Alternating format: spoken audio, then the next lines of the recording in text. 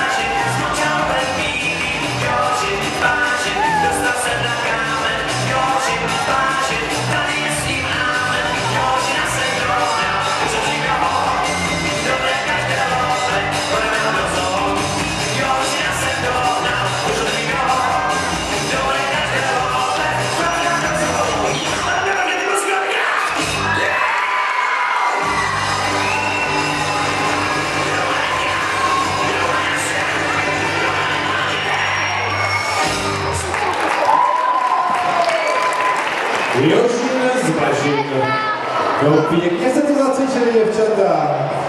Pěkně se to zacvičili. Já si myslím, že kvůli vám já bych se dali do nějakého ekologického hnutí. Ty tenkrát ještě Jožina posypali klidně něčí buhliči.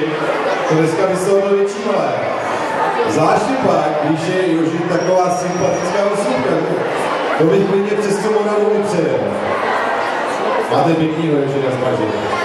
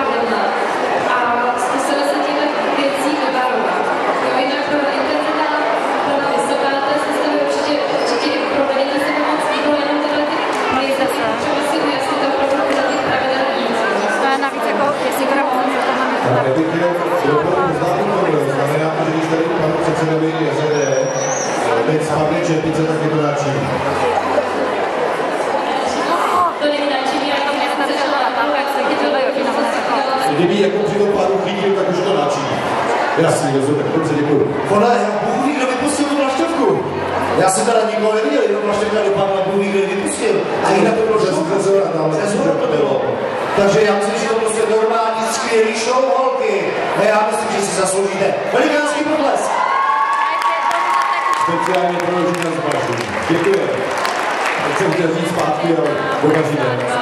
Když tam jdete, nevypadá, tak si tady. Startovní číslo 31. Aerobitu Lady Plzeň. Opět vážné téma.